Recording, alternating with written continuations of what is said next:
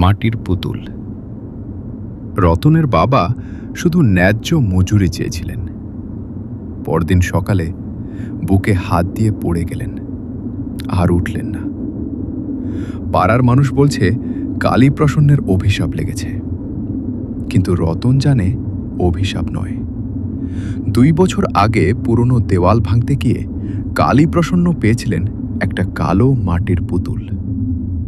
চোখের জায়গায় দুটো লাল পাথর। রাতে সেই পাথর চলে, এবং যার চুল বা নখ পুতুলে লাগানো হয় সে কষ্ট পায়, মারা যায়। রতন তারানাথের কাছে এসেছে, বলছে বাবার মৃত্যুর বিচার চাই। শীতের সকালে ছেলেটা এলো। তারানাথ তখন উঠানে বসে রোদ পোহাচ্ছিলেন। হরিপদ চা এনে দিয়ে গেছেন, ধোঁয়া উঠছে কাপ থেকে। বাইরে কুয়াশা ছিল সকালে, এখন একটু কমেছে। শীতের রোদ পাতলা, কিন্তু গায়ে লাগলে ভালো লাগে। তারানাথ মালায় হাত দিয়ে বসেছিলেন, মন শান্ত, কিছু ভাবছিলেন না। ছেলেটা গেটের সামনে দাঁড়িয়ে, বয়স 12-13, রোগা, মুখ শুকনো, পরনে একটা মোটা শার্ট, পায়ে চটি। শীতের সকালে এই পোশাকে এসেছে মানে বাড়ি থেকে অনেকটা পথ হেঁটেছে। গায়ে কাঁপুনি আছে, কিন্তু ঠান্ডার জন্য নয়, ভেতরের ভয়ের জন্য। তারানাথ দেখলেন, চিনলেন না, কিন্তু বুঝলেন ছেলেটা সাহায্য চাইতে এসেছে। তারানাথ বললেন, ভেতরে এসো। ছেলেটা ঢুকল, কাছে এলো, তারানাথের সামনে দাঁড়ালো, মাথা নিচু। তারানাথ বললেন, বসো। ছেলেটা মাটিতে বসল। তারানাথ বললেন, নাম কি? ছেলেটা বলল, রতন, রতন মণ্ডল। তারানাথ বললেন, কোথা থেকে এসেছ? রতনতন বলল, বর্ধমান থেকে। তারানাথ বললেন, একা এসেছ?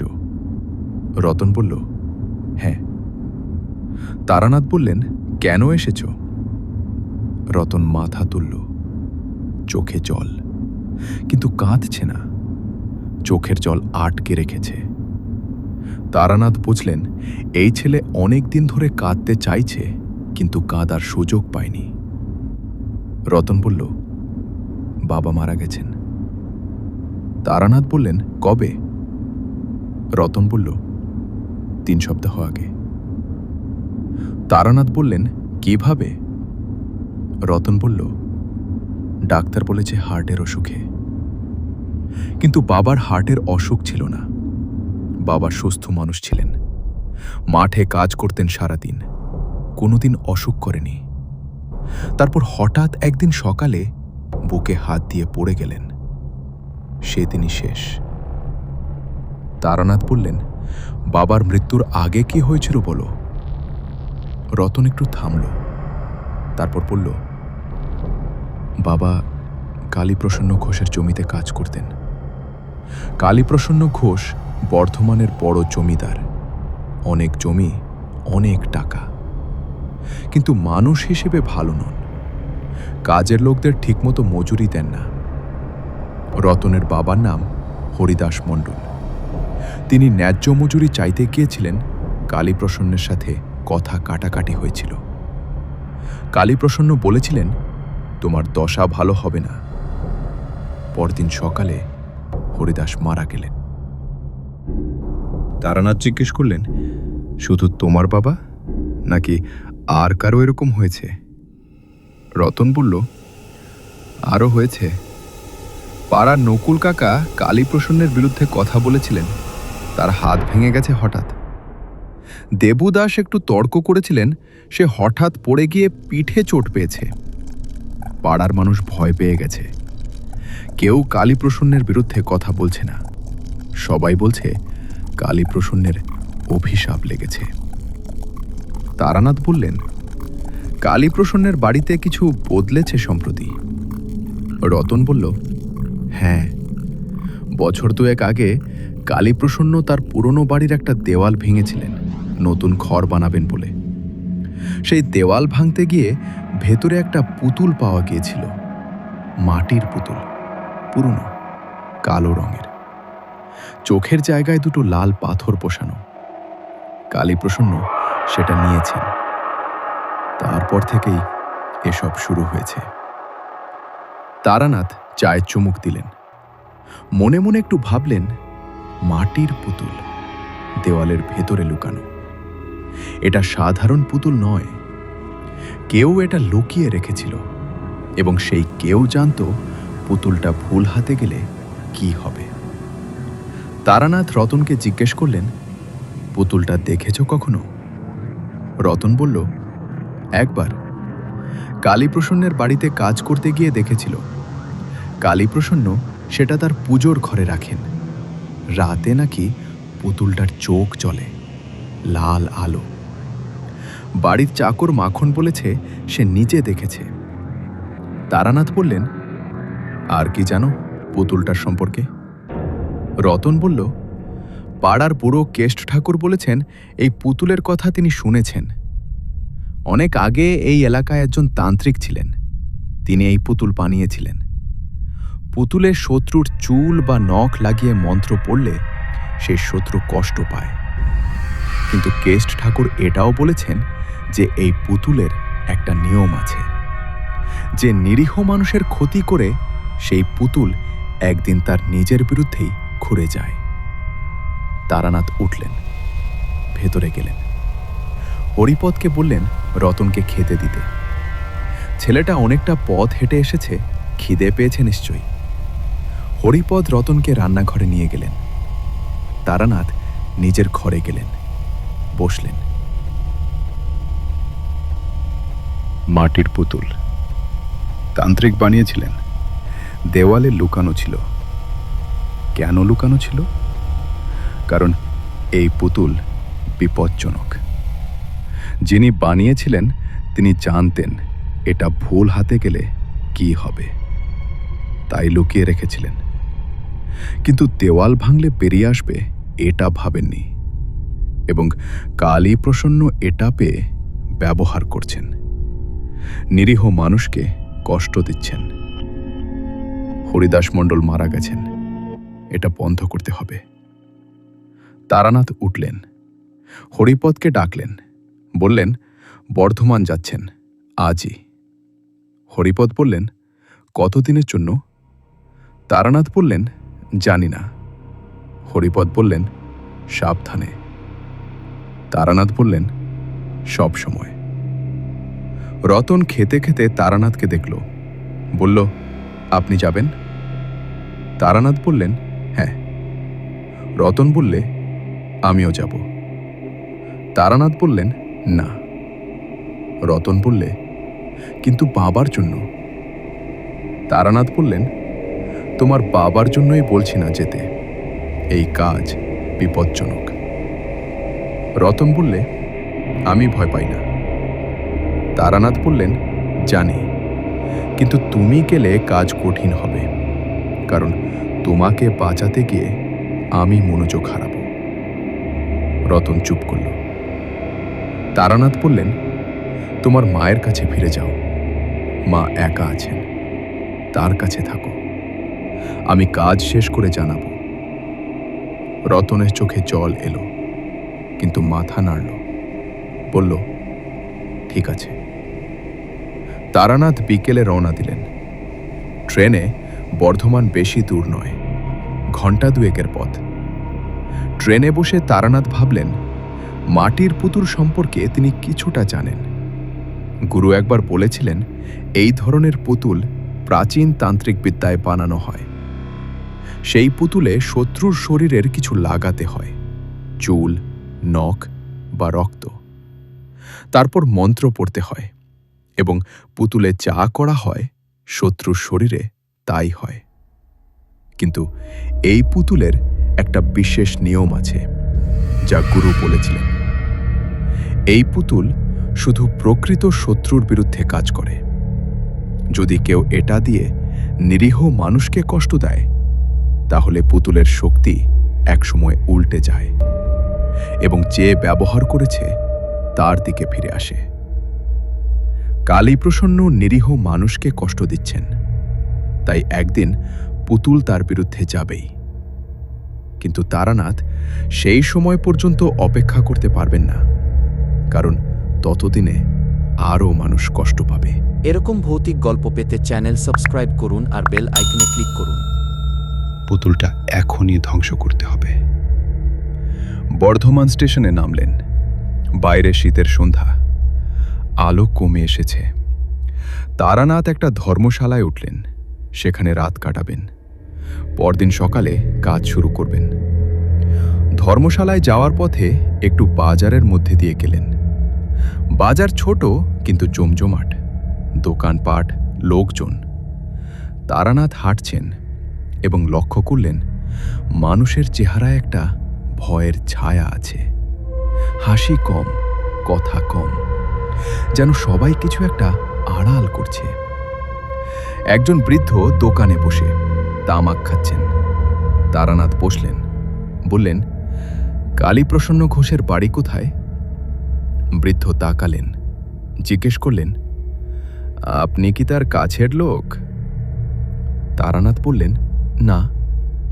বৃদ্ধ একটু শিথিল হলেন, বললেন, উত্তরপাড়ায়, বড় বাড়ি, লাল রঙের দেওয়াল, চিনতে পারবেন?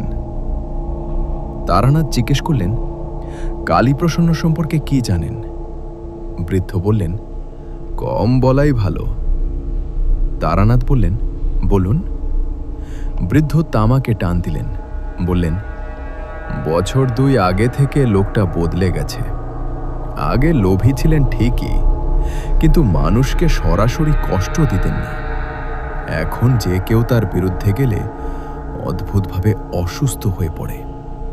হরিদাস মণ্ডল মারা গেছেন, আরও কয়েকজন চোট পেয়েছেন। এলাকার লোক ভয়ে থাকে। তারানাথ জিজ্ঞেস করলেন, পুলিশ কিছু করেনি?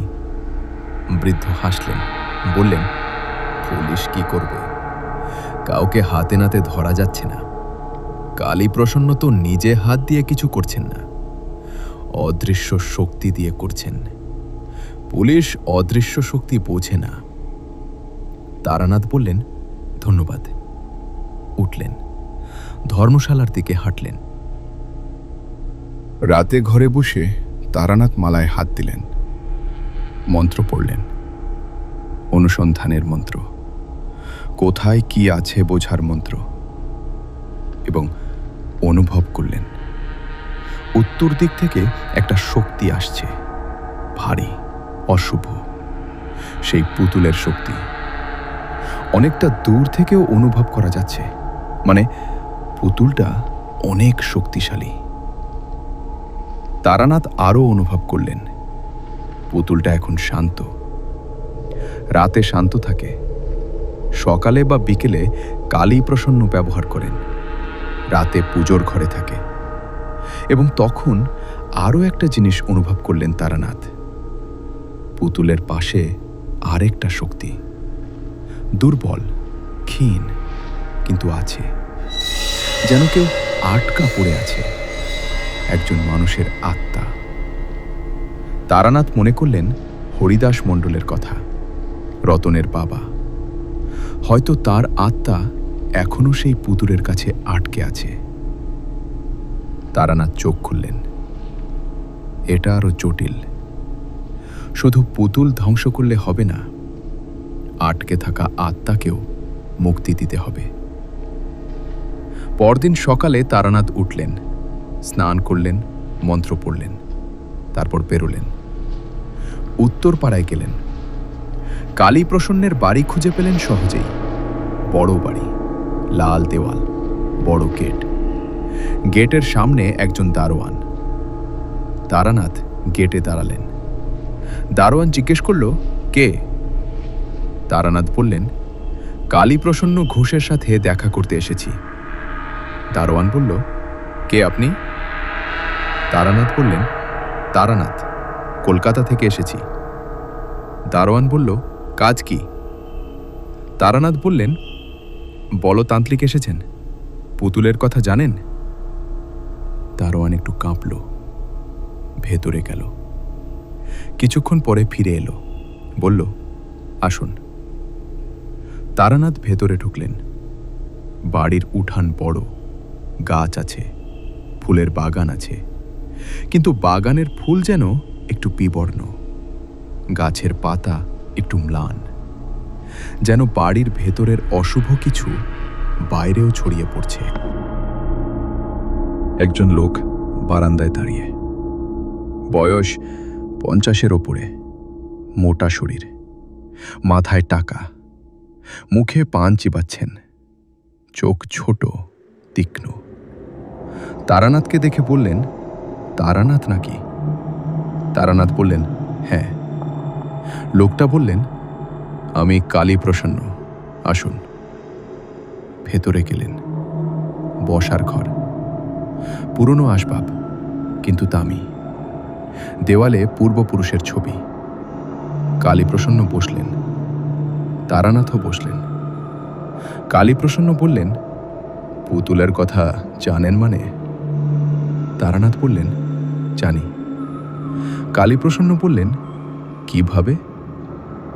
তারানাথ বললেন, এলাকার মানুষ বলেছে। কালীপ্রসন্ন বললেন, এলাকার মানুষ অনেক কথাই বলে, সব সত্যি নয়। তারানাথ বললেন, হরিদাস মণ্ডল মারা গেছেন? কালীপ্রসন্নের মুখ একটুও বদলাল না। বললেন, বুড়ো মানুষ মারা যায়, এটা স্বাভাবিক। তারানাথ বললেন, পুতুলটা আমাকে দিন। কালীপ্রসন্ন একটু হাসলেন, বললেন, কেন দেব? তারানাথ বললেন, এটা বিপজ্জনক, আপনার নিজের জন্য। কালীপ্রসন্ন বললেন, আমার জন্য বিপজ্জনক নয়, আমি জানি কিভাবে ব্যবহার করতে হয়। তারানাথ বললেন, এই পুতুলের নিয়ম জানেন? কালীপ্রসন্ন বললেন, সব নিয়ম জানি। তারানাথ বললেন, নিরীহ মানুষকে কষ্ট দিলে পুতুল একদিন উল্টে যায়। কালীপ্রসন্ন বললেন, আমি নিরীহ মানুষকে কষ্ট দিইনি, যারা আমার বিরুদ্ধে গেছে তাদের শাস্তি দিয়েছি। তারানাথ বললেন, হরিদাস মণ্ডল শুধু ন্যায্য মজুরি চেয়েছিলেন। কালীপ্রসন্নের চোখ একটু শক্ত হল।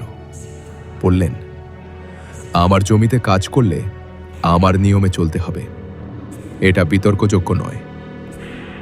তারানাথ বুঝলেন, এই লোকের সাথে কথায় কাজ হবে না। উঠলেন, বললেন, ঠিক আছে, কিন্তু মনে রাখবেন, আমি বলে গেলাম, এই পুতুল আপনার বিরুদ্ধে যাবে একদিন। কালীপ্রসন্ন বললেন, সেদিন আপনি থাকবেন না এলাকায়, আর আমার পরামর্শ আপনিও থাকবেন না। বর্ধমানে আপনার জন্য ভালো কিছু নেই। তারানাথ বেরিয়ে এলেন। গেটের বাইরে রাস্তায় হাঁটলেন, মালায় হাত দিলেন।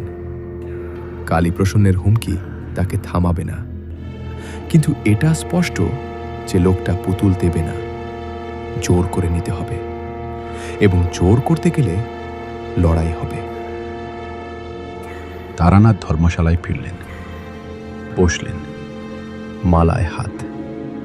শক্তি জমাতে হবে, কারণ কালীপ্রসন্ন এখন সতর্ক হয়ে গেছেন। আজ রাতে তারানাথের বিরুদ্ধে পুতুল ব্যবহার করতে পারেন। সন্ধ্যায় তারানাথ মন্ত্র পড়লেন, রক্ষার মন্ত্র। নিজেকে ঘিরে একটা অদৃশ্য বলয়। যদি কালীপ্রসন্ন পুতুল ব্যবহার করেন, সেই বলয় রক্ষা করবে। রাত নামল, শীতের রাত, ঠান্ডা হাওয়া।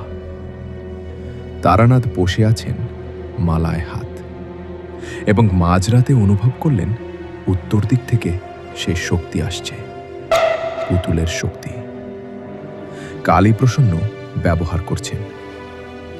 তারানাথের বুকে একটা চাপ লাগলো, মৃদু, তারপর একটু বাড়ল। পুতুলের আক্রমণ, কিন্তু বলয় আছে। তারানাথ মন্ত্র পড়লেন, চাপ কমল। তারানাথ বুঝলেন কালীপ্রসন্ন তার বিরুদ্ধে পুতুল ব্যবহার করছেন, কিন্তু তারানাথের চুল বা নখ নেই, তাই পুরোপুরি কাজ হচ্ছে না। কিন্তু যদি কোনোভাবে তারানাথের চুল বা নখ পেয়ে যান কালীপ্রসন্ন, তাহলে আক্রমণ শক্তিশালী হবে। তারানাথ সতর্ক হলেন এবং পরিকল্পনা করলেন, কাল পুতুলটা পেতে হবে যে কোনো উপায়। ভয়ের গল্প মিস করতে না চাইলে চ্যানেলটা সাবস্ক্রাইব করুন, লাইক দিন আর বেল আইকন চাপুন। পরদিন সকালে তারানাথ উঠলেন ভোরে, স্নান করলেন, মন্ত্র পড়লেন। শীতের ভোরের আলো তখনও পুরোপুরি আসেনি, কুয়াশা ঘন। তারানাথ বেরোলেন। কেষ্ট ঠাকুরের খোঁজ করতে হবে। রতন বলেছিল পাড়ার বুড়ো কেষ্ট ঠাকুর এই পুতুলের কথা জানেন। তিনি অনেক পুরনো মানুষ, এলাকার ইতিহাস জানেন। পুতুলটা কে বানিয়েছিল, কেন দেওয়ালে লুকানো ছিল, এই প্রশ্নগুলোর উত্তর তার কাছে পাওয়া যেতে পারে। বাজারে গিয়ে জিজ্ঞেস করলেন। একজন বললেন, কেষ্ট ঠাকুর পূবের গলিতে থাকেন, ছোট বাড়ি, বাড়ির সামনে একটা বেল গাছ আছে। তারানাথ পূবের গলিতে গেলেন, বেলগাছ পেলেন, বাড়ির দরজায় টোকা দিলেন। একজন বৃদ্ধ বেরোলেন, বয়স ৮০-র কাছাকাছি, চুল সাদা, পিঠ একটু বাঁকা, কিন্তু চোখ দুটো তীক্ষ্ণ, জীবন্ত। তারানাথকে দেখে বললেন, কে আপনি? তারানাথ বললেন, তারানাথ, কলকাতা থেকে এসেছি, মাটির পুতুলের কথা জানতে এসেছি। বৃদ্ধের চোখ সরু হলো, বললেন, ভেতরে আসুন। ঘরে ঢুকলেন।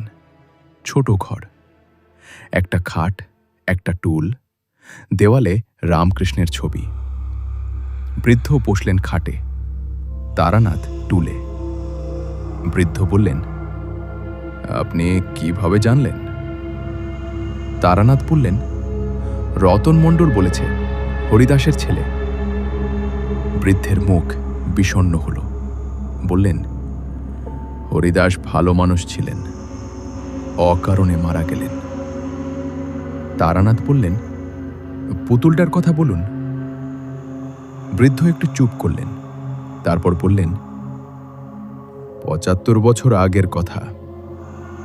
তখন এই এলাকায় একজন তান্ত্রিক ছিলেন, নাম ছিল রামেশ্বর ভট্টাচার্য।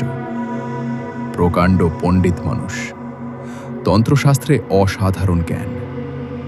মানুষের উপকার করতেন, অসুখ সারাতেন, বিপদে পড়লে মানুষ তার কাছে আসত।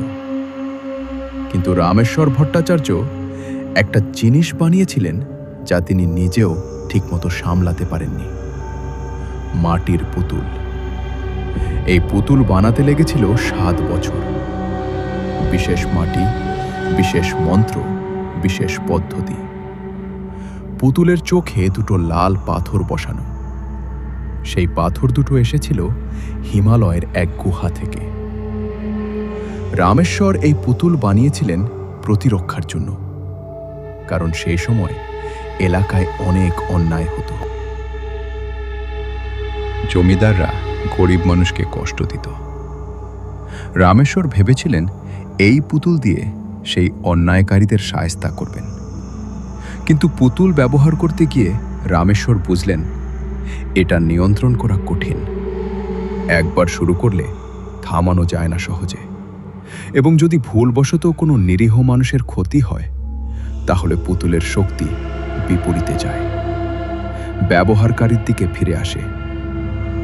রামেশ্বর ভয় পেলেন, এই পুতুল যদি ভুল হাতে যায় তাহলে অনেক ক্ষতি হবে। তিনি পুতুলটা লুকিয়ে ফেললেন, নিজের বাড়ির দেওয়ালের ভেতরে গেঁথে দিলেন, মন্ত্র পড়ে সিল করে দিলেন। বৃদ্ধ থামলেন। তারানাথ বললেন, তারপর পর। বৃদ্ধ বললেন, তারপর রামেশ্বর মারা গেলেন। তার বাড়ি বিক্রি হয়ে গেল।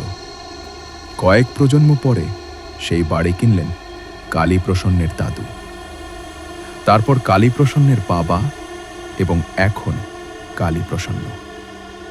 তিনি পুরনো অংশ ভেঙে নতুন ঘর বানাতে গিয়ে পুতুল পেলেন। তারানাথ বললেন, পুতুলটা ধ্বংস করা যায় কিভাবে? বৃদ্ধ বললেন, জানি না। রামেশ্বর ঠাকুর বলে গেছেন একটাই উপায়, আগুনে পোড়াতে হবে। কিন্তু সাধারণ আগুনে হবে না, মন্ত্র পড়া আগুনে, এবং পোড়ানোর সময় একটা বিশেষ মুক্তি মন্ত্র পড়তে হবে। সেই মন্ত্র রামেশ্বর ঠাকুর লিখে গেছেন। তারানাথ বললেন, মন্ত্র কোথায়? বৃদ্ধ উঠলেন, আলমারি খুললেন, পুরনো একটা পুঁথি বের করলেন, বললেন, এটা রামেশ্বর ঠাকুরের লেখা। আমার দাদুর কাছে ছিল। দাদু রামেশ্বর ঠাকুরের শিষ্য ছিলেন। এই পুঁথিতে পুতুলের কথা লেখা আছে এবং মুক্তিমন্ত্র আছে। তারানাথ পুঁথি নিলেন, পড়লেন। পুরনো বাংলায় লেখা, কিন্তু তারানাথ বুঝলেন পুতুলের ইতিহাস লেখা এবং শেষে মুক্তিমন্ত্র। তারানাথ মন্ত্রটা মনে রাখলেন। বৃদ্ধ বললেন, আরেকটা কথা, পুতুলের কাছে একটা আত্মা আটকে আছে, যার ক্ষতি করা হয়েছে। তার আত্মা কিছুদিন পুতুলের কাছে থাকে। পুতুল ধ্বংস না হলে সেই আত্মা মুক্তি পায় না। তারানাথ বললেন, জানি, হরিদাস মণ্ডলের আত্মা। বৃদ্ধ মাথা নাড়লেন, বললেন, শুধু হরিদাস নয়, আরও কয়েকজন। যাদের ক্ষতি হয়েছে তাদের জীবন শক্তির একটা অংশ পুতুলে আটকে গেছে। তারানাথ বললেন, ধন্যবাদ। উঠলেন। বৃদ্ধ বললেন, সাবধানে, কালী প্রসন্ন বিপজ্জনক এবং পুতুলটা আরও বিপজ্জনক। তারানাথ বললেন, জানি। বাইরে বেরিয়ে তারানাথ হাঁটলেন, মাথায় পরিকল্পনা করলেন। পুতুলটা কালী প্রসন্নের পুজোর ঘরে, সেখানে যেতে হবে। কিন্তু কালী প্রসন্ন এখন সতর্ক এবং তার কাছে পুতুল আছে, যে কোনো মুহূর্তে ব্যবহার করতে পারেন। তারানাথ ভাবলেন, সরাসরি যাওয়া ঠিক হবে না, অন্য পথে যেতে হবে। বাজারে ফিরলেন। একজন মানুষকে খুঁজলেন যিনি কালী প্রসন্নের বাড়িতে কাজ করেন বা করতেন। একজন চায়ের দোকানদার বললেন, মাখন নামে একজন আছে, সে কালী প্রসন্নের পুরনো চাকর, কিন্তু মাস দুয়েক আগে চাকরি ছেড়ে দিয়েছে ভয়ে, দক্ষিণ পাড়ায় থাকে। তারানাথ মাখনের বাড়ি খুঁজলেন, পেলেন। মাখন মাঝ বয়সী মানুষ, রোগা, চোখে সব সময় ভয়ের ছায়া। তারানাথকে দেখে বললেন, কে আপনি? তারানাথ বললেন, তারানাথ, তান্ত্রিক, কালী প্রসন্নের পুতুলের কথা জানতে এসেছি। মাখন ভয় পেল, বলল, আমি কিছু জানি না। তারানাথ বললেন, জানো, ভয় পেও না, আমি সাহায্য করতে এসেছি। মাখন একটু থামল, তারপর ভেতরে নিয়ে গেল।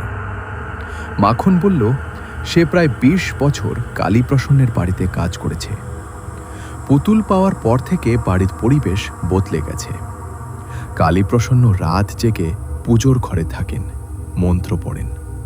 পুতুলটা রাতে চলে, লাল আলো। সেই আলো দেখে মাখনের ভয় লাগত। তারানাথ বলল, পুজোর ঘর কোথায়? মাখন বলল, বাড়ির পেছনে আলাদা একটা ঘর, সেই ঘরে অন্য কাউকে ঢুকতে দেন না কালী প্রসন্ন। একদিন মাখন ভুলে ঢুকে পড়েছিল। কালী প্রসন্ন ভয়ানক রেগে গিয়েছিলেন। সেদিনই মাখন বুঝেছিল এই বাড়িতে আর থাকবে না। তারানাথ বলল, পুজোর ঘরে ঢোকার অন্য কোনো পথ আছে কি? মাখন বলল, একটা পেছনের দরজা আছে বাগানের দিক থেকে, কিন্তু সেটাও বন্ধ থাকে। তারানাথ বলল, ঘরের ভেতরে পুতুলটা কোথায় থাকে? মাখন বলল, একটা কাঠের বেদিতে। বেদিতে লাল কাপড় পাতা, পুতুলটা সেই কাপড়ের উপরে। ভালো লাগলে চ্যানেলটা সাবস্ক্রাইব করুন, লাইক দিন আর বেল আইকনে ক্লিক করুন। তারানাথ বলল, ধন্যবাদ। মাখন বলল, আপনি কি সত্যিই পুতুলটা নষ্ট করতে পারবেন? তারানাথ বলল, চেষ্টা করব। মাখন বলল, হরিদাসদার মতো ভালো মানুষ ছিলেন না, তাকে এভাবে মরতে হলো। বলতে বলতে মাখনের চোখ ভিজে এলো। ধর্মশালায় ফিরলেন তারানাথ। বিকেল হয়ে আসছে। শীতের বিকেলে আলো তাড়াতাড়ি কমে। তারানাথ বসলেন, মালায় হাত, মন্ত্র পড়লেন। রক্ষার মন্ত্র আরো শক্তিশালী করলেন এবং কেষ্ট ঠাকুরের পুঁথি থেকে মুক্তি মন্ত্রটা বারবার মনে করলেন, মুখস্থ করলেন। সন্ধ্যায় তারানাথ বেরোলেন, কালীপ্রসন্নের বাড়ির দিকে গেলেন, কিন্তু ভেতরে ঢুকলেন না। বাড়ির চারদিক ঘুরলেন, পেছনের বাগান দেখলেন। বাগানের দেওয়াল নিচু এবং পেছনের দরজা দেখলেন, কাঠের দরজা, বন্ধ। তারানাথ দরজায় হাত দিলেন, মালায় হাত, মন্ত্র পড়লেন। দরজার ওপার থেকে সেই শক্তি অনুভব করলেন, পুতুলের শক্তি, এবং সেই দুর্বল ক্ষীণ শক্তি আটকে থাকা আত্মাদের শক্তি। তারানাথ সরে এলেন। রাতে আসতে হবে, পুতুলটা নিতে হবে এবং মুক্তি মন্ত্র পড়তে হবে। কিন্তু তার আগে আরও একটা কাজ করতে হবে। আগুন লাগবে, মন্ত্র পড়া আগুন। তারানাথ বাজারে গেলেন, কাঠ কিনলেন এবং একটা মাটির পাত্র। পাত্রে কাঠ রেখে মন্ত্র পড়লেন। আগুনের প্রস্তুতি। ধর্মশালায় ফিরলেন, রাতের খাবার খেলেন, বিশ্রাম নিলেন। শক্তি জমাতে হবে, রাতে অনেক কাজ। মাঝরাতের দিকে তারানাথ উঠলেন, পোশাক পরলেন, মালা হাতে নিলেন, মাটির পাত্রটা নিলেন, বেরোলেন। রাস্তায় কেউ নেই। শীতের মাঝরাত, কুয়াশা ঘন হয়েছে। তারানাথ হাঁটলেন, কালীপ্রসন্নের বাড়ির পেছনে গেলেন, দেওয়াল টপকালেন, বাগানে ঢুকলেন। বাগান অন্ধকার, গাছের ছায়া। তারানাথ হাঁটলেন সাবধানে, পেছনের দরজার কাছে গেলেন, মালায় হাত দিলেন, মন্ত্র পড়লেন। দরজা খোলার মন্ত্র। একটু অপেক্ষা করলেন, দরজা খুলল না। তারানাথ আবার মন্ত্র পড়লেন। এবার বুঝলেন, দরজায় তালা নেই, বন্ধ আছে ভেতর থেকে খিল দিয়ে। কিন্তু মন্ত্র কাজ করছে না, কারণ পুতুলের শক্তি দরজায় একটা বাধা তৈরি করেছে। তারানাথ মালা খোরালেন, জোরালো মন্ত্র পড়লেন। এবার একটু কাজ হলো, বাধা কমল। দরজায় হাত দিলেন, একটু ঠেললেন, খিল সরল, দরজা খুলল। ভেতরে ঢুকলেন। পুজোর ঘর, ছোট ঘর। একটা বল্ব জ্বলছে, ক্ষীণ আলো।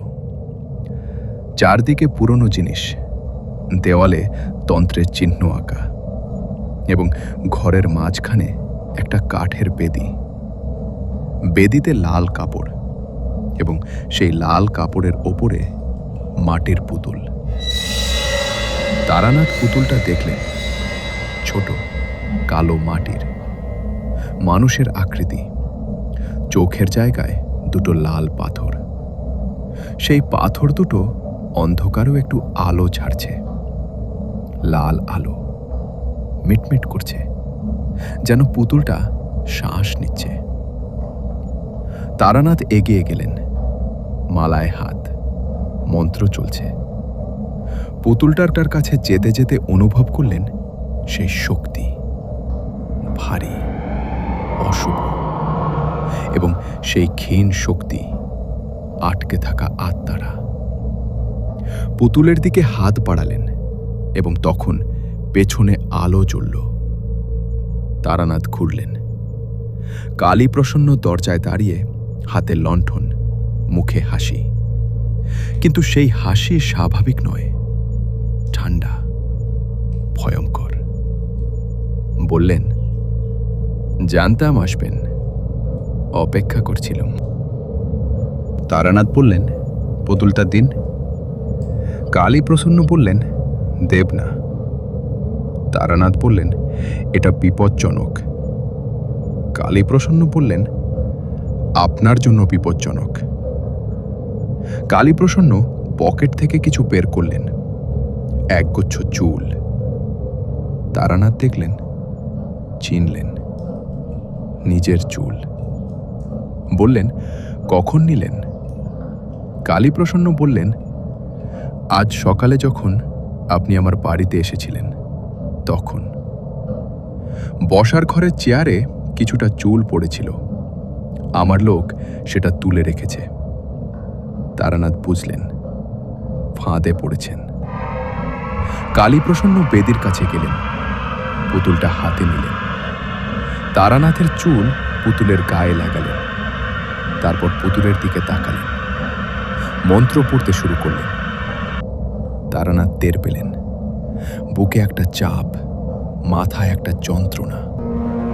রক্ষার বলয় আছে, কিন্তু এবার চুল লাগানো হয়েছে। আক্রমণ অনেক শক্তিশালী। তারানাথ মালা হাতে নিলেন, মন্ত্র পড়লেন, রক্ষার মন্ত্র জোরালো করলেন।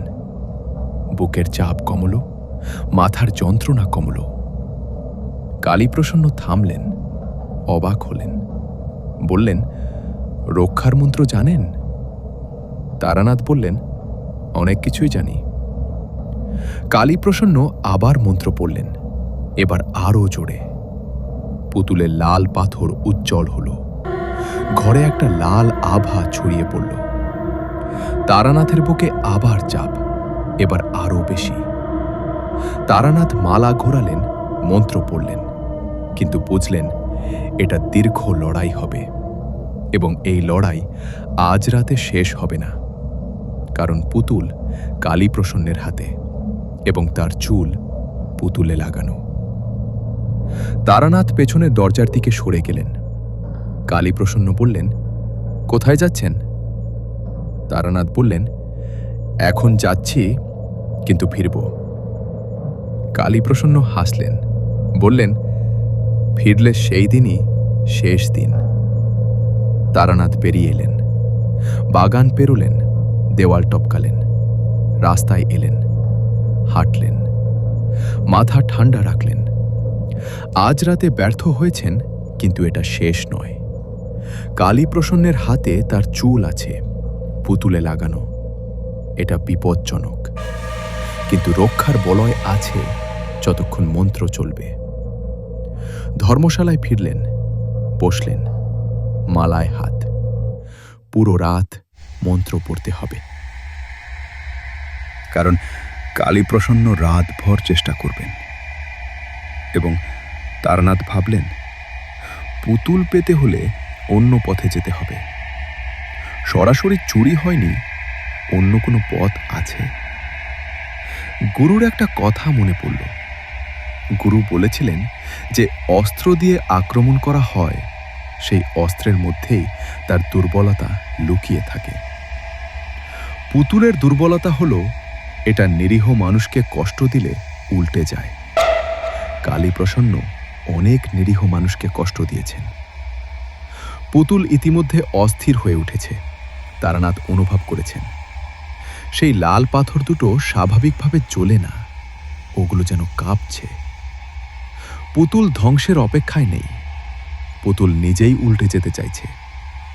তারানাথ সেই প্রক্রিয়াকে ত্বরান্বিত করতে পারেন, কিন্তু সেটা করতে হলে কালীপ্রসন্নকে দিয়ে আরও একটা বড় অন্যায় করাতে হবে, এবং তারানাথ নিজেই সেই অন্যায়ের লক্ষ্য হবেন। এটা বিপজ্জনক পরিকল্পনা, কিন্তু অন্য পথ নেই। তারানাথ রাতভর মন্ত্র পড়লেন, শক্তি জমালেন, এবং সিদ্ধান্ত নিলেন কাল বিকেলে আবার যাবেন কালীপ্রসন্নের কাছে। এবার ফাঁদে পড়বেন, জেনে যাবেন, কিন্তু সেই ফাঁদকেই কালীপ্রসন্নের বিরুদ্ধে ব্যবহার করবেন। ভোরের আলো এলো, তারানাথ চোখ খুললেন।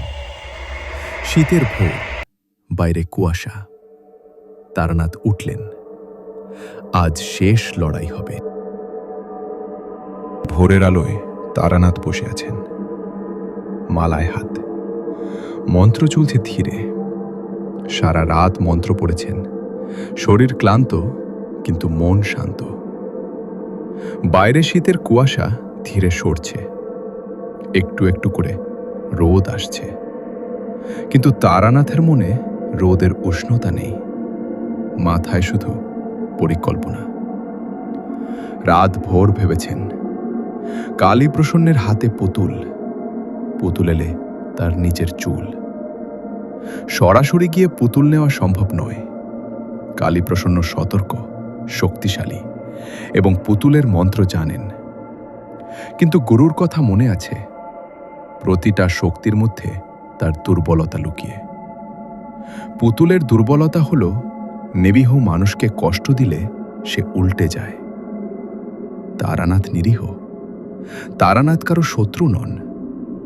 কালীপ্রসন্ন যদি তার বিরুদ্ধে পুতুল ব্যবহার করেন, তাহলে পুতুলের শক্তি উল্টে যাবে। কিন্তু সেটা হতে সময় লাগবে, এবং সেই সময়ের মধ্যে তারানাথের অনেক কষ্ট হবে। বলয় আছে, কিন্তু বলয়েরও সীমা আছে। তারানাথ একটা সিদ্ধান্ত নিলেন। আজ বিকেলে আবার যাবেন কালীপ্রসন্নের বাড়িতে, সরাসরি দরজা দিয়ে, এবং এমন কথা বলবেন যাতে কালীপ্রসন্ন রেগে যান। রাগের মাথায় পুতুল ব্যবহার করবেন, এবং সেই মুহূর্তে তারানাথ পুতুলের শক্তি উল্টানোর প্রক্রিয়া ত্বরান্বিত করবেন। এটা বিপজ্জনক, কিন্তু অন্য পথ নেই। সকালে খেলেন, বিশ্রাম নিলেন, মালায় হাত রেখে মন্ত্র পড়লেন, বিশেষত রক্ষার মন্ত্র। এই মন্ত্র আজ অনেক বেশি দরকার হবে। বিকেল 3টায় বেরোলেন, শীতের বিকেলে আলো পড়ন্ত। কালীপ্রসন্নের বাড়ির দিকে হাঁটলেন, গেটের সামনে দাঁড়ালেন। দারোয়ান দেখল, চিনল। তারানাথকে দেখে একটু ঘাবড়ালো, বলল, আপনাকে আসতে বলা হয়নি? তারানাথ বললেন, জানি, তবু এসেছি। বলো, কালীপ্রসন্ন ঘোষকে তারানাথ এসেছেন? দারোয়ান ভেতরে গেল, কিছুক্ষণ পরে ফিরে এলো, বলল, আসুন। তারানাথ ঢুকলেন, বসার ঘরে গেলেন। কালীপ্রসন্ন বসে আছেন, মুখে সেই ঠান্ডা হাসি। বললেন, আবার এলেন? তারানাথ বললেন, হ্যাঁ। কালীপ্রসন্ন বললেন, গত রাতে আপনাকে ছেড়ে দিয়েছিলাম, আজ ছাড়ব না। তারানাথ বললেন, জানি, কিন্তু আসতে হলো, কারণ আপনাকে একটা কথা বলতে হবে। কালীপ্রসন্ন বললেন, কি কথা? তারানাথ বললেন, পুতুলটা শেষ হয়ে আসছে।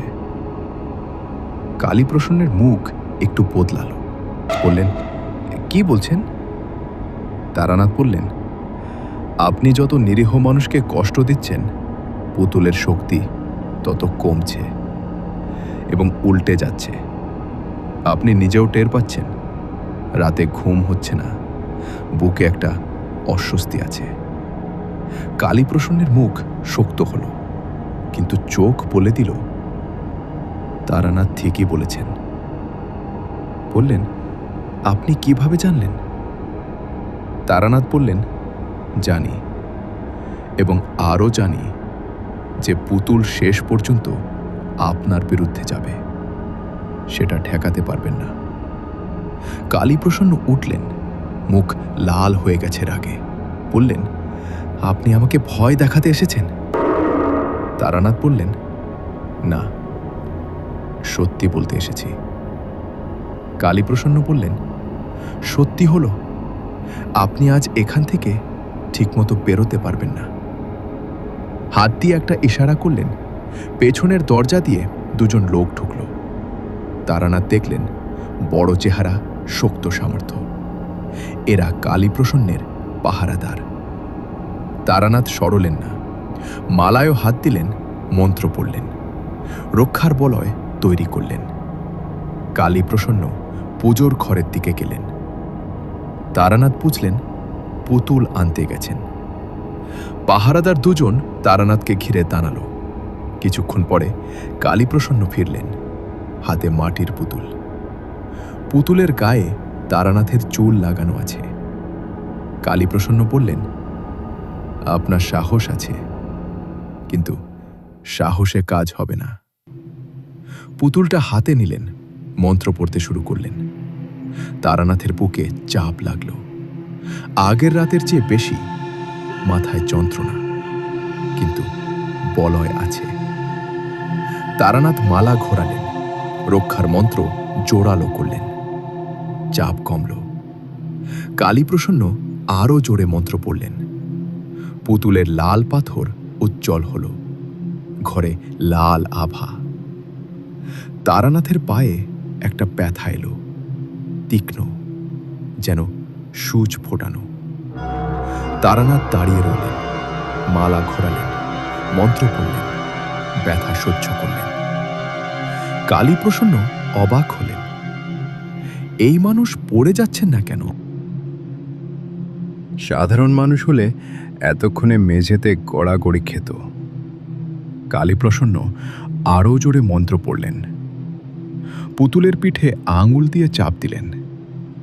তারানাথের পিঠে ব্যথা এলো, প্রচণ্ড, যেন কেউ ঘুষি মেরেছে।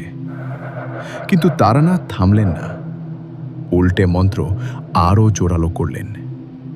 এবং তখন তারানাথ অনুভব করলেন পুতুলের মধ্যে কিছু একটা বদলাচ্ছে। সেই লাল পাথর দুটো আগে উজ্জ্বল ছিল, এখন কাঁপছে, যেন ভেতরে কিছু একটা লড়াই হচ্ছে। তারানাথ বুঝলেন পুতুল উল্টাতে শুরু করেছে। কালীপ্রসন্ন নিরীহ তারানাথকে আক্রমণ করছেন। পুতুলের শক্তি এটা মানছে না। তারানাথ এই মুহূর্তের জন্য অপেক্ষা করছিলেন। মালা হাতে নিলেন, মুক্তিমন্ত্রের প্রথম অংশ পড়লেন, ধীরে, স্পষ্ট।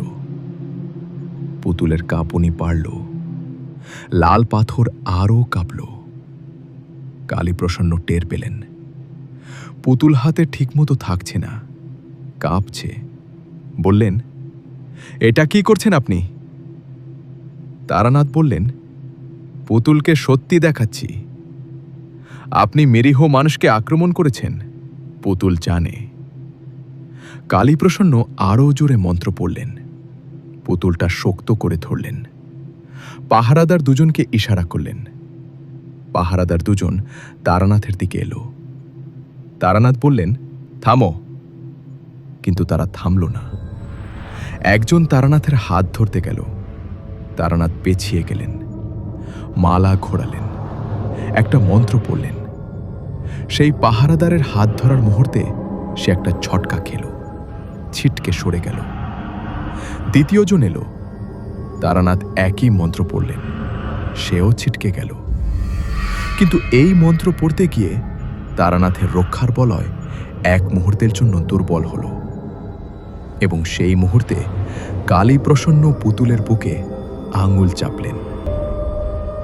তারানাথের বুকে একটা তীব্র ব্যথা এলো, এতটাই তীব্র যে এক মুহূর্তের জন্য মন্ত্র থামল। তারানাথ হোঁচট খেলেন, পড়লেন না, কিন্তু দেওয়ালে হেলান নিলেন। কালীপ্রসন্ন হাসলেন, বললেন, আর কতক্ষণ? তারানাথ বললেন, যতক্ষণ লাগে। কিন্তু তারানাথ বুঝলেন এটা দীর্ঘ চলবে না। শরীর ক্লান্ত, সারা রাত মন্ত্র পড়েছেন, শক্তি কমে আসছে এবং কালীপ্রসন্নের পুতুলের আক্রমণ জোরালো হচ্ছে। তারানাথ পরিকল্পনা বদলালেন। এখন মুক্তিমন্ত্র পুরোটা পড়ার সময় নয়, আগে এখান থেকে বেরোতে হবে, তারপর অন্য পথে। তারানাথ হঠাৎ একটা মন্ত্র পড়লেন, তীব্র, জোরালো। এই মন্ত্র আলোর মন্ত্র। ঘরে হঠাৎ একটা উজ্জ্বল আলো তৈরি হল। কালীপ্রসন্ন এবং পাহারাদার দুজন চোখ ঢাকল। এই সুযোগে তারানাথ দরজার দিকে দৌড়ালেন, বাইরে পেরোলেন, উঠান পেরোলেন, গেট খুললেন, রাস্তায় এলেন, হাঁটলেন দ্রুত। পেছনে কালীপ্রসন্নের গলা শোনা গেল, চিৎকার করছেন, পাহারাদারকে ডাকছেন। তারানাথ থামলেন না, হাঁটলেন, গলির বাইরে এলেন, মূল রাস্তায় এলেন। তারানাথ জানেন কালীপ্রসন্ন এখন রাগে জ্বলছেন এবং রাতে পুতুল নিয়ে বসবেন, পুরো শক্তি দিয়ে আক্রমণ করবেন। ধর্মশালায় ফিরলেন, বসলেন। শরীরে ব্যথা আছে, বুকে, পিঠে, পায়ে। পুতুলের আক্রমণের চিহ্ন, কিন্তু মারাত্মক নয়। বলয় ধরে রেখেছে। মালায় হাত দিলেন, মন্ত্র পড়লেন। শক্তি জমাতে হবে। আজ রাতে আসল লড়াই। সন্ধ্যায় তারানাথ খেলেন, শুয়ে বিশ্রাম নিলেন, একটু ঘুমিয়ে নিলেন। মাঝরাতে উঠতে হবে। রাত 9টায় উঠলেন, মন্ত্র পড়লেন এবং অনুভব করলেন কালীপ্রসন্ন শুরু করেছেন। পুতুলের শক্তি আসছে। তারানাথের বুকে চাপ। তারানাথ মালা ঘুরালেন, রক্ষার মন্ত্র। কিন্তু এবার আক্রমণ আরও তীব্র, কারণ কালীপ্রসন্ন আজ পুরো শক্তি দিয়ে করছেন। রাগ আছে, প্রতিশোধের ইচ্ছা আছে। তারানাথের মাথায় যন্ত্রণা শুরু হলো, পায়ে ব্যথা, পিঠে ব্যথা। এক একটা ব্যথা আসছে আর আসছে আর যাচ্ছে। তারানাথ সহ্য করলেন, মন্ত্র থামালেন না। রাত বাড়ল, আক্রমণ বাড়ল। তারানাথ অনুভব করলেন রক্ষার বলয় দুর্বল হচ্ছে, কারণ সারাদিনের ক্লান্তি আছে, শক্তি কমছে। এবং তখন তারানাথ আরেকটা জিনিস অনুভব করলেন, পুতুলের মধ্যে সেই আটকে থাকা আত্মারা, হরিদাস মণ্ডল এবং অন্যরা। তারা যেন তারানাথকে ডাকছেন, সাহায্য চাইছেন। তারানাথ সেইটাকে সাড়া দিলেন। মুক্তিমন্ত্রের একটা অংশ পড়লেন, সেই আত্মাদের দিকে শক্তি পাঠালেন। এবং তখন ঘটল, তারানাথ অনুভব করলেন পুতুলের মধ্যে কিছু একটা নড়ছে। সেই আটকে থাকা আত্মারা সাড়া দিচ্ছেন। তারা ভেতর থেকে পুতুলের শক্তির বিরুদ্ধে লড়ছেন। কালীপ্রসন্ন টের পেলেন, পুতুল হাতে কাঁপছে। আক্রমণ থামাতে পারছেন না, কিন্তু পুতুল নিয়ন্ত্রণ হারাচ্ছে। আরও জোরে মন্ত্র পড়তে শুরু করলেন। তারানাথও আরও জোরে মন্ত্র পড়লেন। মুক্তিমন্ত্রের দ্বিতীয় অংশ। পুতুলের ভেতরে আত্মারা আরও শক্তি পেলেন। রাত 12টায় লড়াই তীব্র হল। তারানাথের পুরো শরীরে ব্যথা, মাথা ঘুরছে, কিন্তু মন্ত্র থামাননি। এবং কালীপ্রসন্নের দিকে পুতুল উল্টাতে শুরু করেছে, ধীরে কিন্তু নিশ্চিত। এবং তখন তারানাথ একটা কাজ করলেন, জানলা খুললেন। শীতের রাতের বাতাস ঢুকল, ঠান্ডা বাতাস। তারানাথ সেই বাতাসে দাঁড়ালেন, মালা হাতে। মন্ত্র পড়লেন জোরে, এবার গলায়, শুধু মনে মনে নয়। মন্ত্রের শব্দ রাতের বাতাসে ছড়িয়ে পড়ল, উত্তর দিকে, কালীপ্রসন্নের বাড়ির দিকে। কালীপ্রসন্নের পুজোর ঘরে পুতুল আরও কাঁপল। লাল পাথর এখন আর উজ্জ্বল নয়, কাঁপছে, যেন ভেতর থেকে কেউ ধাক্কা দিচ্ছে। কালীপ্রসন্ন ভয় পেলেন। জীবনে প্রথমবার পুতুল তার হাতে ঠিকমতো থাকছে না। তিনি আরও শক্ত করে ধরলেন, আরও জোরে মন্ত্র পড়লেন। এবং তখন পুতুলের একটা চোখের লাল পাথর থেকে একটু আলো বেরোল। কিন্তু সেই আলো লাল নয়, সাদা। এবং সেই সাদা আলো কালীপ্রসন্নের হাতে লাগল। কালীপ্রসন্ন চিৎকার করলেন, হাত সরিয়ে নিলেন। পুতুল মেঝেতে পড়ে গেল। তারানাথ অনুভব করলেন পুতুল মেঝেতে। এই মুহূর্তে যদি মুক্তিমন্ত্র পুরোটা পড়া যায়, তাহলে পুতুল ধ্বংস হবে। কিন্তু তারানাথ এখানে কালীপ্রসন্নের বাড়িতে নন। তারানাথ দ্রুত উঠলেন, মাটির পাত্রটা নিলেন, আগুন ধরালেন। মন্ত্র পড়া আগুন। পাত্রটা হাতে নিলেন, বেরোলেন, রাস্তায় দৌড়ালেন। শীতের রাত, কুয়াশা, কিন্তু তারানাথ থামলেন না।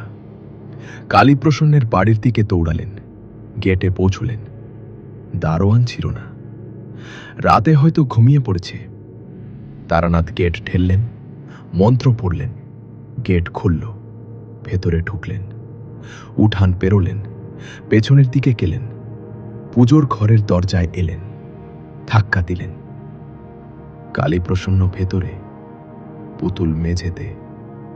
তিনি হাত ঘষছেন, ব্যথায় মুখ কুঁচকে আছে। তারানাথকে দেখে চিৎকার করলেন, বললেন, আপনি আবার এলেন, আপনি আবার এলেন। তারানাথ বললেন, এসেছি, এবার শেষ করতে। কালীপ্রসন্ন মেঝে থেকে পুতুল তুলতে গেলেন। তারানাথ দৌড়ালেন, কিন্তু কালীপ্রসন্ন আগে পেলেন। পুতুল হাতে নিলেন। তারানাথ থামলেন। দুজনের মধ্যে কয়েক হাতের দূরত্ব। কালীপ্রসন্নের হাতে পুতুল, তারানাথের হাতে মন্ত্র পড়া আগুনের পাত্র। কালীপ্রসন্ন বললেন, এই আগুন দিয়ে কি করবেন? তারানাথ বললেন, পুতুল পোড়াবো। কালীপ্রসন্ন বললেন, আমার হাতে পুতুল পোড়াবেন কিভাবে? তারানাথ বললেন, পুতুল দিন। কালীপ্রসন্ন বললেন, না।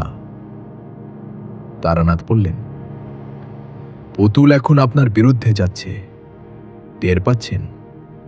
হাত জ্বলছে। কালীপ্রসন্নের মুখ বদলাল, সত্যিই হাতে জ্বলছে। পুতুলের লাল পাথর থেকে সেই সাদা আলো আবার বেরোচ্ছে। কালীপ্রসন্ন পুতুল শক্ত করে ধরলেন, মন্ত্র পড়লেন, পুতুলকে নিয়ন্ত্রণ করার চেষ্টা করলেন, এবং তারানাথ এই সুযোগ নিলেন। মুক্তিমন্ত্রের তৃতীয় অংশ পড়লেন, জোরে, স্পষ্ট। পুতুল কালীপ্রসন্নের হাতে ঝাঁকুনি খেল। তিনি সামলাতে পারলেন না। পুতুল আবার মেঝেতে পড়ল। তারানাথ এগিয়ে গেলেন, কিন্তু কালীপ্রসন্ন ছুটলেন। দুজন একসাথে ছুটলেন। কালীপ্রসন্ন আগে ধরলেন এবং পুতুলের দুটো লাল পাথর থেকে একসাথে সাদা আলো বেরোল। কালীপ্রসন্নের পুরো হাত আলোয় ঢেকে গেল। তিনি চিৎকার করলেন, ব্যথায় পুতুল ছেড়ে দিলেন। তারানাথ পুতুল তুলে নিলেন। হাতে নিতেই অনুভব করলেন সেই আটকে থাকা আত্মারা, হরিদাস এবং অন্যরা। তারানাথের হাতের স্পর্শে তারা যেন একটু শান্ত হলেন। কালীপ্রসন্ন উঠলেন, মুখে ভয় এবং রাগ একসাথে। বললেন, পুতুল দিন। তারানাথ বললেন না। মালায় হাত দিলেন, রক্ষার মন্ত্র পড়লেন। কালীপ্রসন্ন এগিয়ে এলেন, তারানাথ পেছিয়ে গেলেন। আগুনের পাত্র হাতে, পুতুল অন্য হাতে। কালীপ্রসন্ন বললেন, আমার পুতুল। তারানাথ বললেন, রামেশ্বর ভট্টাচার্যের পুতুল, আপনার নয়। কালীপ্রসন্ন থামলেন, বললেন, রামেশ্বর ভট্টাচার্যকে? তারানাথ বললেন, যিনি বানিয়েছিলেন এবং লুকিয়ে রেখেছিলেন, কারণ এটা ভুল হাতে যাওয়া উচিত নয়। কালীপ্রসন্ন বললেন, যাই হোক, পুতুল আমি পেয়েছি আমার জমি থেকে, এটা আমার। তারানাথ বললেন, ছিল আপনার, এখন আর নয়। কালীপ্রসন্ন লাফিয়ে এলেন, তারানাথের হাত থেকে পুতুল নেওয়ার চেষ্টা করলেন। তারানাথ সরে গেলেন। কালীপ্রসন্ন মিস করলেন, ভারসাম্য হারিয়ে বেদিতে হেলান দিলেন। তারানাথ দরজার দিকে গেলেন, বাইরে বেরোতে চাইলেন, কিন্তু কালীপ্রসন্ন আবার উঠলেন। দরজা আগে পেলেন, দরজা বন্ধ করে দিলেন। দুজন ঘরের ভেতরে। কালীপ্রসন্ন বললেন, এখন বেরোবেন কিভাবে? তারানাথ বললেন, বেরোবো। কালীপ্রসন্ন পকেট থেকে একটা ছুরি বের করলেন। তারানাথ দেখলেন, কিন্তু ভয় পেলেন না। মালায় হাত, মন্ত্র পড়লেন। কালীপ্রসন্ন এগিয়ে এলেন। তারানাথ পিছিয়ে গেলেন। দেওয়ালে পিঠ ঠেকল। কালীপ্রসন্ন ছুরি হাতে সামনে এবং তারানাথ মুক্তিমন্ত্রের চতুর্থ অংশ পড়লেন। পুতুলে আগুনের পাত্র ঠেকালেন। পুতুলের গায়ে আগুন লাগল। পুতুল জ্বলতে শুরু করল এবং সাথে সাথে কালীপ্রসন্নের হাত থেকে ছুরি পড়ে গেল। তিনি হাত ধরলেন। মুখ বিকৃত হল ব্যথায়। পুতুল যেখানে চলছে সেখানেই কালীপ্রসন্নের হাতে ব্যথা হচ্ছে। তারানাথ বুঝলেন, পুতুল পুরোপুরি উল্টে গেছে। এখন যা হচ্ছে পুতুলের, সেটাই কালীপ্রসন্নের হচ্ছে। কিন্তু মুক্তিমন্ত্র এখনো শেষ হয়নি। শেষ অংশ পড়তে হবে এবং সেটা পড়তে একটু সময় লাগবে। তারানাথ দেওয়ালে হেলান দিয়ে দাঁড়ালেন, জ্বলন্ত পুতুল হাতে। আগুনের পাত্র নামিয়ে রাখলেন মালায় হাত এবং মুক্তিমন্ত্রের শেষ অংশ শুরু করলেন। পুতুল জ্বলছে তারানাথের হাতে, কিন্তু আগুন তারানাথের হাত পোড়াচ্ছে না। মন্ত্র পড়া আগুন। এই আগুন শুধু পুতুলকে পোড়াবে। তারানাথ জানেন, গুরু বলেছিলেন মন্ত্র পড়া আগুন নিজের লোককে চেনে। কালীপ্রসন্ন ঘরের মাঝখানে হাত ধরে আছেন। পুতুল যেখানে চলছে সেখানেই তার হাতে যন্ত্রণা হচ্ছে। কিন্তু পুতুল পুরোপুরি চলেনি, এখনো আছে। এখনো লাল পাথর দুটো জ্বলছে। আগুনের মধ্যেও সেই লাল আলো। তারানাথ মুক্তিমন্ত্রের শেষ অংশ পড়তে শুরু করলেন, ধীরে। প্রতিটা শব্দ স্পষ্ট। এই মন্ত্র ভুল হলে চলবে না। রামেশ্বর ভট্টাচার্যের পুঁথিতে লেখা মন্ত্র, 7 বছরের সাধনায় বানানো পুতুলের মুক্তিমন্ত্র। কালীপ্রসন্ন বুঝলেন কি হচ্ছে। চিৎকার করলেন, বললেন, থামুন। মন্ত্র থামান। তারানাথ থামলেন না। কালীপ্রসন্ন এগিয়ে এলেন, হাত বাড়ালেন পুতুল ছিনিয়ে নিতে। তারানাথ সরে গেলেন, কিন্তু ঘর ছোট, বেশি সরার জায়গা নেই। কালীপ্রসন্ন পুতুলে হাত দিলেন, আগুনে হাত ঢোকালেন। তারানাথ ভাবলেন পুড়বেন, কিন্তু কালীপ্রসন্ন পুড়লেন না। কারণ এই পুতুল এতদিন তার ছিল। পুতুলের শক্তির একটা অংশ তার সাথে মিশে গেছে। সেই শক্তি তাকে আগুন থেকে বাঁচাচ্ছে। কালীপ্রসন্ন পুতুলে হাত রাখলেন, টানলেন। তারানাথও ধরে রাখলেন। দুজনের মধ্যে টানাটানি। পুতুল চলছে, লাল পাথর কাঁপছে এবং ঘরে একটা অদ্ভুত আলো তৈরি হচ্ছে। লাল এবং সাদা মিলিয়ে যেন দুটো শক্তি লড়ছে। তারানাথ মন্ত্র থামাননি। মুক্তিমন্ত্র চলছে, কিন্তু টানাটানিতে মনোযোগ ভাগ হচ্ছে। মন্ত্র ঠিকমতো পড়া যাচ্ছে না। কালীপ্রসন্ন বললেন, ছেড়ে দিন। তারানাথ বললেন না। কালীপ্রসন্ন এক হাতে পুতুল ধরে অন্য হাতে তারানাথের কবজি চেপে ধরলেন, শক্ত মুঠো। তারানাথের হাত ব্যথা করল, কিন্তু ছাড়লেন না। এবং তখন ঘরের কোণ থেকে একটা শব্দ এলো। তারানাথ শুনলেন, ঘর ঘরে শব্দ, কিন্তু মানুষের গলার মতো। যেন কেউ ডাকছেন, আটকে থাকা আত্মারা। তারানাথ সেই শব্দে সাড়া দিলেন। মনে মনে বললেন, আমি আছি, একটু আর। এবং সেই আত্মারা সাড়া দিলেন। পুতুলের ভেতর থেকে একটা ঠেলা এলো কালীপ্রসন্নের হাতে। তিনি ব্যথায় চিৎকার করলেন। হাতের মুঠো আলগা হল। তারানাথ সুযোগ নিলেন। পুতুল টেনে নিলেন, 2 হাতে ধরলেন। মুক্তিমন্ত্রের শেষ অংশ পড়লেন জোরে, স্পষ্ট, প্রতিটা শব্দ সঠিক। পুতুলের লাল পাথর দুটো থেকে আলো বেরোলো। প্রথমে লাল, তারপর সাদা, তারপর দুটো মিলে একটা অদ্ভুত রং। এবং সেই আলো ঘরের সব জায়গায় ছড়িয়ে পড়ল। কালীপ্রসন্ন সেই আলোয় হাত দিয়ে চোখ ঢাকলেন, পেছিয়ে গেলেন। তারানাথ মন্ত্র পড়তে পড়তে অনুভব করলেন পুতুলের ভেতরে আটকে থাকা আত্মারা নড়ছেন। ক্ষীণ শক্তি যেটা অনুভব করেছিলেন সেটা পারছে, যেন তারা বেরিয়ে আসতে চাইছেন। হরিদাস মণ্ডলের কথা মনে পড়ল। রতনের বাবা, এই মানুষটা শুধু ন্যায্য মজুরি চেয়েছিলেন, অকারণে মারা গেছেন। তার আত্মা এতদিন এই পুতুলে আটকে আছে। তারানাথ মুক্তিমন্ত্রের শেষ শব্দগুলো পড়লেন। পুতুল কাঁপল জোরে।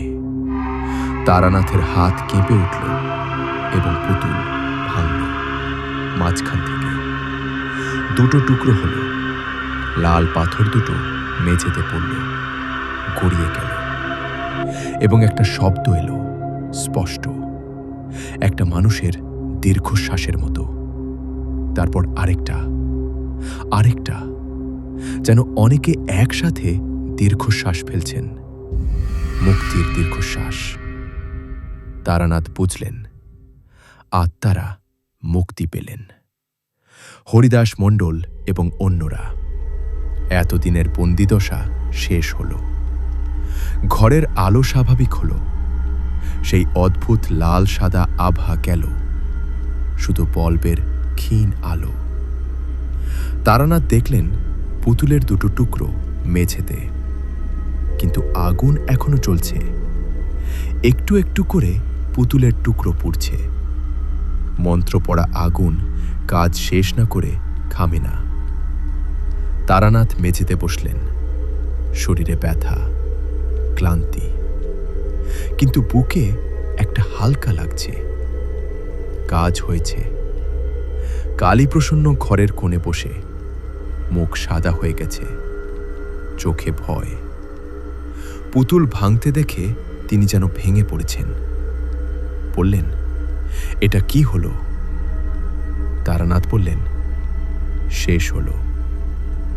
কালীপ্রসন্ন বললেন, আমার পুতুল? তারানাথ বললেন, আর নেই। কালীপ্রসন্ন বললেন, আমি তোমাকে ছাড়ব না। তারানাথ বললেন, আপনি আমাকে কিছু করতে পারবেন না। পুতুল নেই, শক্তি নেই। কালীপ্রসন্ন উঠলেন, তারানাথের দিকে এলেন, কিন্তু 3 পা যেতেই থামলেন, বুকে হাত দিলেন। মুখ বিকৃত হল। তারানাথ বললেন, বসুন। কালীপ্রসন্ন বসলেন, বুক চেপে ধরে, শ্বাস নিচ্ছেন ঘন ঘন। তারানাথ বললেন, পুতুলের শক্তি এতদিন আপনাকে ধরে রেখেছিল। এখন পুতুল নেই, শরীর দুর্বল লাগছে, এটা স্বাভাবিক। কালীপ্রসন্ন বললেন, তুমি আমার সব নষ্ট করে দিলে। তারানাথ বললেন, আপনি নিজে নষ্ট করেছেন। হরিদাস মণ্ডল মারা গেছেন, নকুল দেবু চোট পেয়েছেন, এর দায় আপনার। কালীপ্রসন্ন চুপ করলেন, চোখ নামিয়ে নিলেন। তারানাথ উঠলেন। মেঝেতে পুতুলের ছাই। লাল পাথর দুটো এখনো আছে, কিন্তু এখন শুধু পাথর, কোনো আলো নেই। তারানাথ সেই পাথর দুটো তুলে নিলেন, পকেটে রাখলেন, পরে নদীতে ফেলে দেবেন। দরজা খুললেন, বেরোলেন। উঠানে বেরিয়ে দেখলেন দারোয়ান জেগে গেছে, ভয়ে দূরে দাঁড়িয়ে।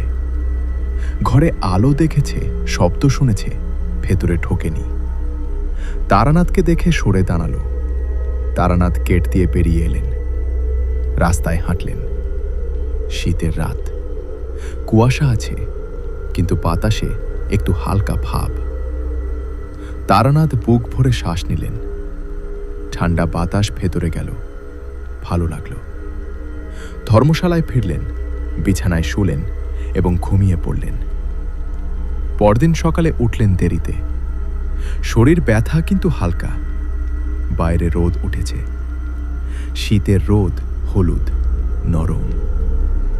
তারানাথ উঠলেন, মুখ ধুলেন, চা খেলেন, তারপর পেরোলেন। সোজা গেলেন রতনদের বাড়ি।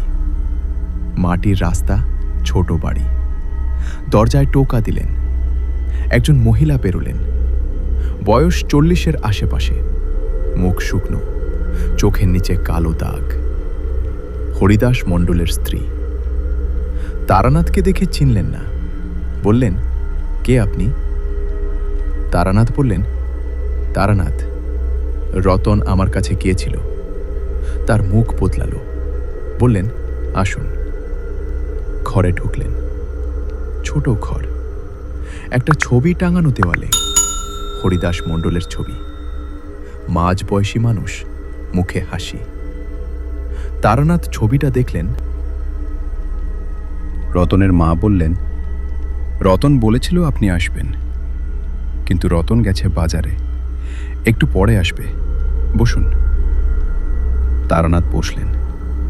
রতনের মা বললেন, কাজ হয়েছে? তারানাথ বললেন, হয়েছে। রতনের মা বললেন, আমার স্বামীর আত্মা মুক্তি পেয়েছেন। তারানাথ বললেন, হ্যাঁ। রতনের মা বললেন, কিভাবে জানলেন? তারানাথ বললেন, গত রাতে টের পেয়েছি। রতনের মার চোখে জল এলো।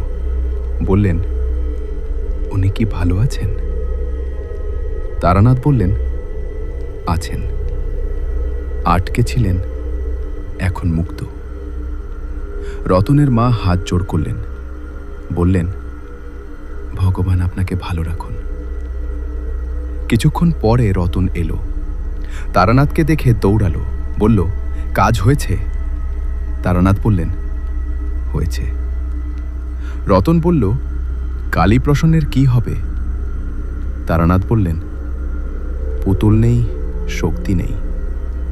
তারপর কি হবে? সেটা তার কর্মের ফল। রতন বলল, বাবার কথা মনে পড়ছে। তারানাথ বললেন, পড়বেই, কিন্তু বাবা ভালো আছেন এটা মনে রেখো। তারানাথ উঠলেন। রতনের মা বললেন, থাকুন, খেয়ে যান। তারানাথ বললেন, অন্যদিন, আজ ফিরতে হবে। বেরোলেন। রাস্তায় হাঁটলেন। কেষ্ট ঠাকুরের বাড়ির দিকে গেলেন। পুঁথিটা ফেরত দিতে হবে। কেষ্ট ঠাকুর দরজায় দাঁড়িয়েই ছিলেন, যেন অপেক্ষা করছিলেন। তারানাথকে দেখে বললেন, হয়ে গেছে। তারানাথ বললেন, হয়েছে। পুঁথি এগিয়ে দিলেন। কেষ্ট ঠাকুর পুঁথি নিলেন। বললেন, রাতে কিছু একটা অনুভব করলাম, যেন একটা ভার কমে গেল। তারানাথ বললেন, আত্মারা মুক্তি পেয়েছেন। কেষ্ট ঠাকুর বললেন, ভালো করেছেন। রামেশ্বর ঠাকুর বেঁচে থাকলে খুশি হতেন। তারানাথ বললেন, লাল পাথর দুটো নদীতে ফেলব। কেষ্ট ঠাকুর বললেন, ঠিকই করবেন, ওগুলো থাকা ভালো নয়। বিদায় নিলেন। বাজারের মধ্যে দিয়ে হেঁটে নদীর দিকে গেলেন। বর্ধমানের কাছে দামোদর নদী, শীতের নদী। জলস্তর কম, কিন্তু স্রোত আছে। নদীর ধারে দাঁড়ালেন। পকেট থেকে লাল পাথর দুটো বের করলেন, হাতে নিলেন। দেখলেন, এখন শুধু পাথর, কোনো আলো নেই, কোনো শক্তি নেই। মন্ত্র পড়লেন, তারপর ছুঁড়ে দিলেন নদীতে। পাথর দুটো জলে পড়ল, ছোট শব্দ, তারপর স্রোতে মিলিয়ে গেল। তারানাথ দাঁড়িয়ে রইলেন কিছুক্ষণ নদীর দিকে তাকিয়ে। ঠান্ডা হাওয়া আসছে। তারানাথের শাল উড়ল একটু। ফিরলেন। ধর্মশালায় এলেন। জিনিসপত্র গুছিয়ে নিলেন। স্টেশনের দিকে হাঁটলেন। স্টেশনে পৌঁছলেন। ট্রেনের অপেক্ষা করলেন। একটু পরে ট্রেন এলো। উঠলেন। ট্রেন ছাড়ল। বর্ধমান পেছনে পড়ল। তারানাথ জানালায় বসলেন। বাইরে মাঠ, গাছ, ছোট গ্রাম। শীতের মাঠ শুকনো, খড়ের রং, কিন্তু সুন্দর, সাধারণ। তারানাথ মালায় হাত দিলেন, মন্ত্র পড়লেন, শান্তির মন্ত্র। এই মন্ত্র লড়াই শেষ হলে পড়েন, মন পরিষ্কার হয়। কলকাতায় পৌঁছলেন বিকেলে। স্টেশন থেকে বেরোলেন, ট্রাম ধরলেন বাড়ির দিকে। বাড়ি পৌঁছলেন হরিপদ দরজায়। দেখলেন, বললেন, ফিরলেন। তারানাথ বললেন, হ্যাঁ। হরিপদ বললেন, মুখ দেখে বুঝছি কাজ হয়েছে। তারানাথ বললেন, হয়েছে। হরিপদ বললেন, চা দিচ্ছি। তারানাথ বললেন, দাও। উঠানে বসলেন। শীতের বিকেলের রোদ পড়েছে, হালকা উষ্ণতা। হরিপদ চা এনে দিলেন। তারানাথ চায়ে চুমুক দিলেন। একটু পরে হরিপদ বললেন, চিঠি এসেছে। তারানাথ বললে, এসেছে। তারানাথ বললেন, কোথা থেকে? হরিপদ বললেন, বর্ধমান থেকে, রতন মণ্ডল লিখেছে। তারানাথ অবাক হলেন, রতন চিঠি লিখেছে? তারানাথ তো সেদিন সকালেই রতনের সাথে দেখা করেছিলেন এবং বিকেলে ফিরে এসেছিলেন। এত তাড়াতাড়ি চিঠি এলো কিভাবে? হরিপদ বললেন, আসলে চিঠিটা 2 দিন আগে এসেছিল, আপনি বর্ধমান যাওয়ার পরে। ভুলে গিয়েছিলাম বলতে। তারানাথ চিঠি নিলেন, খুললেন। রতন লিখেছে, ছোট হাতের অক্ষরে, কিছুটা ভুল বানান কিন্তু স্পষ্ট। লিখেছে, গত রাতে স্বপ্নে বাবাকে দেখেছে। বাবা হাসছিলেন, বলেছেন ভালো আছেন এবং বলেছেন তারানাথবাবু আসবেন, তার কথা মানবে। রতন লিখেছে সে জানে না স্বপ্ন সত্যি হয় কিনা, কিন্তু বাবার হাসি মুখ দেখে বুকটা হালকা লেগেছে। তারানাথ চিঠি রাখলেন, চায়ে চুমুক দিলেন। চিঠি এসেছিল আগে, স্বপ্ন দেখেছিল রতন, কিন্তু হরিদাস মণ্ডলের আত্মা মুক্তি পেয়েছেন গত রাতে। এটা কিভাবে সম্ভব? তারানাথ ভাবলেন। হয়তো হরিদাস জানতেন তারানাথ আসবেন। আত্মারা অনেক সময় আগে থেকে জানতে পারেন, স্বপ্নে ছেলেকে জানিয়ে গেছেন। তারানাথ উঠলেন, ঘরে গেলেন, একটা কাগজ নিলেন, রতনকে চিঠি লিখলেন। ছোট চিঠি লিখলেন, কাজ শেষ হয়েছে, তোমার বাবা ভালো আছেন, তোমার স্বপ্ন সত্যি, তোমার মাকে ভালো রেখো এবং পড়াশোনা করো। চিঠি বন্ধ করলেন। হরিপদকে দিলেন পাঠাতে। সন্ধ্যায় তারানাথ আবার উঠানে বসলেন। আকাশে তারা উঠেছে। শীতের আকাশে তারা পরিষ্কার দেখা যায়। তারানাথ তাকিয়ে রইলেন, মালায় হাত দিলেন, মন্ত্র পড়লেন। প্রতিদিনের মন্ত্র, শান্ত, ধীর, এবং ভাবলেন কালী প্রসন্নের কথা। পুতুল নেই, শক্তি নেই, কিন্তু তিনি তো পাপ করেছেন। হরিদাস মণ্ডলের মৃত্যুর দায় তার। এর বিচার কে করবে? তারানাথ জানেন এই প্রশ্নের উত্তর তার কাছে নেই। তান্ত্রিক বিদ্যায় অনেক কিছু করা যায়, কিন্তু মানুষের পাপের বিচার করা তার কাজ নয়, সেটা অন্য কারো হাতে। কিন্তু পরদিন সকালে একটা খবর এলো। বাজারের পরিচিত একজন বললেন, বর্ধমান থেকে খবর এসেছে কালী প্রসন্ন ঘোষ গতরাতে হঠাৎ অসুস্থ হয়ে পড়েছেন। হাসপাতালে নিয়ে যাওয়া হয়েছে। ডাক্তার বলেছেন শরীর হঠাৎ দুর্বল হয়ে গেছে, কারণ বোঝা যাচ্ছে না। তারানাথ শুনলেন, বললেন কিছু না।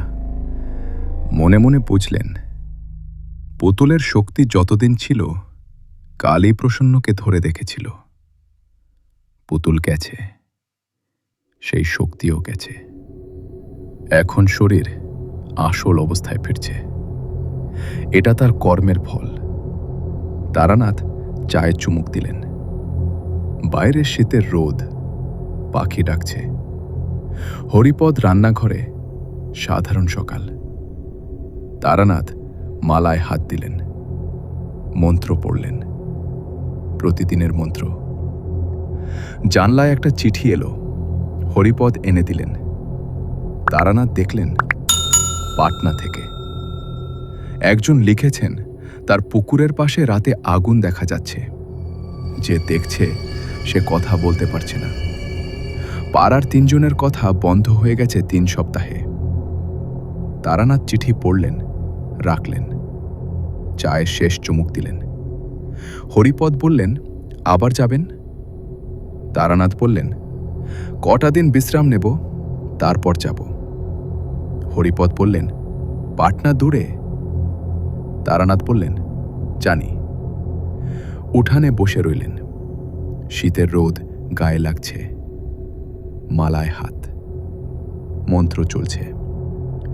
একটা কাক এসে বসল উঠানের দেওয়ালে। তারানাথের দিকে তাকালো। তারানাথও তাকালেন।